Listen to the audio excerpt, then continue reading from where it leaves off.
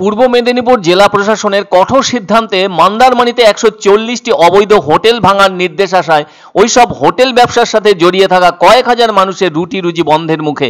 রাজ্যের পর্যটন মানচিত্রে দীঘার পাশাপাশি মন্দারমণিও একটি বিশেষ জায়গা করে নিয়েছে। গত কয়েক বছরে পূর্ব মেদিনীপুরের এই সমুদ্র নগরীতে পর্যটকদের আনাগোনা দারুণভাবে বেড়ে যাওয়ায় আরও বেড়েছে হোটেল আর দোকানের সংখ্যা।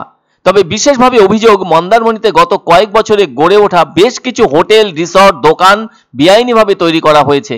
জাতীয় পরিবেশ আদালতের নির্দেশ মেনে মন্দারমণিতে 140টি অবৈধ হোটেল ভাঙার নির্দেশ দিয়েছে জেলা প্রশাসন। ওই নির্দেশের কারণে এবার মাথায় হাত পড়েছে মন্দারমণির পর্যটন ব্যবসায়ীদের। এমন নির্দেশের কারণে বহু মানুষের রুটি রুজি এখন প্রশ্নের মুখে। 11ই নভেম্বর CRZ অর্থাৎ কোস্টাল রেগুলেটেড জোন ম্যানেজমেন্ট অথরিটির জেলা কমিটির পক্ষ থেকে মন্দারমণি এবং সংলগ্ন আরও 4টি মৌজায় 140টি হোটেল, লজ, রিসর্ট ও হোমস্টে ভেঙে ফেলার নির্দেশ দেওয়া হয়েছে। 20শে নভেম্বরের মধ্যে ওইসব বেআইনি নির্মাণ ভেঙে জায়গা পরিষ্কার করতে হবে, এমন নির্দেশ দিয়েছেন পূর্ব মেদিনীপুরের জেলা শাসক পূর্ণেন্দু মাঝি। প্রশাসন সূত্রে খবর, 2022 সালে ওই বেআইনি হোটেলগুলি ভাঙার নির্দেশ দিয়েছিল জাতীয় পরিবেশ আদালত। কারণ হিসেবে বলা হয়েছে ওই সমস্ত হোটেল কোনো রকম উপকূল বিধি না মেনেই গড়ে উঠেছিল। এর মধ্যে শুধু দাদন পাত্র বাড়ি রয়েছে 50টি হোটেল, সংলগ্ন সোনামুইয়ে 36টি, শিলামপুরে 27টি, মন্দারমণিতে 30টি হোটেল এবং দক্ষিণ পুরুষোত্তমপুর মৌজায় 1টি হোটেল রয়েছে। এসবই ভাঙা পড়ার কথা। নভেম্বর মাস থেকে মন্দারমণিতে ভিড় বাড়তে থাকে, কিন্তু তার আগেই শতাধিক হোটেল এবং দোকান ভেঙে ফেলার নির্দেশে বেশি চিন্তার ভাঁজ পড়েছে হোটেল মালিক ও পর্যটন ব্যবসায়ীদের মধ্যে। হোটেল মালিক ও ব্যবসায়ীদের পক্ষ থেকে প্রশাসনের কাছে আবেদন জানানো হয়েছে। তাদের রুটি রুজির দিকটি তুলে ধরেই বিকল্প ব্যবস্থা নেওয়া হোক বলে আবেদন জানানো হয়। এদিকে মন্দারমণিতে হোটেল ভেঙে ফেলার নির্দেশে স্তম্ভিত রাজ্যের মুখ্যমন্ত্রী মমতা বন্দ্যোপাধ্যায়। মুখ্যমন্ত্রী নাকি এ ব্যাপারে কিছুই জানেন না, ফলে বুলডোজারের মাধ্যমে নয়, আলোচনার মাধ্যমে সমস্যার সমাধান করা দরকার।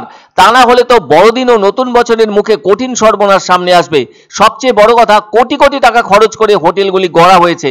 ওইসব হোটেল ভেঙে ফেললে সমূহ ক্ষতি সামনে আসবে। সুতরাং হোটেল মালিকরা চুপ করে বসে নেই। ফলে হাইকোর্টের দ্বারস্থ হয়েছে Mandarmani hoteliers association.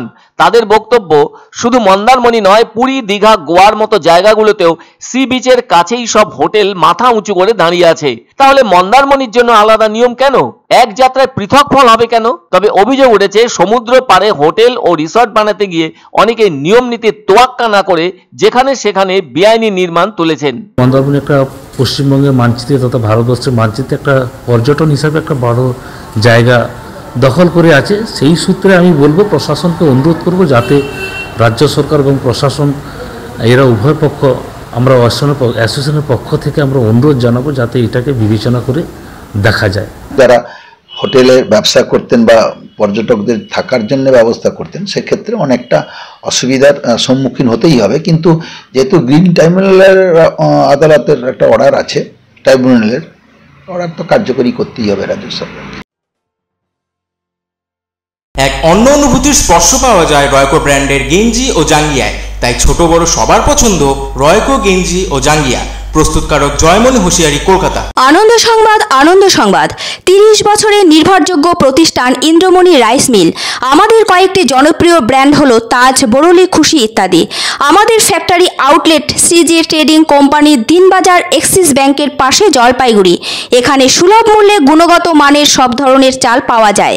Phone number 9547029475। পছন্দসই সেরা খাবার খেতে হলে সোজা চলে আসুন রুচিসম্মত আধুনিক মানের রেস্টুরেন্ট রাজদরবারে। কেননা এখানেই আপনারা পাবেন ভোজনের রাজকীয় অনুভূতি। শুধু পুজোর সময়ই নয়, সারা বছরই রকমারি খাবার সরবরাহ করাই এই রেস্টুরেন্টের আভিজাত্য। আমাদের ঠিকানা রাজদরবার, রাহুতবাড়ি, বাবুপাড়া, জলপাইগুড়ি। ধামাকা ধামাকা ধামাকা!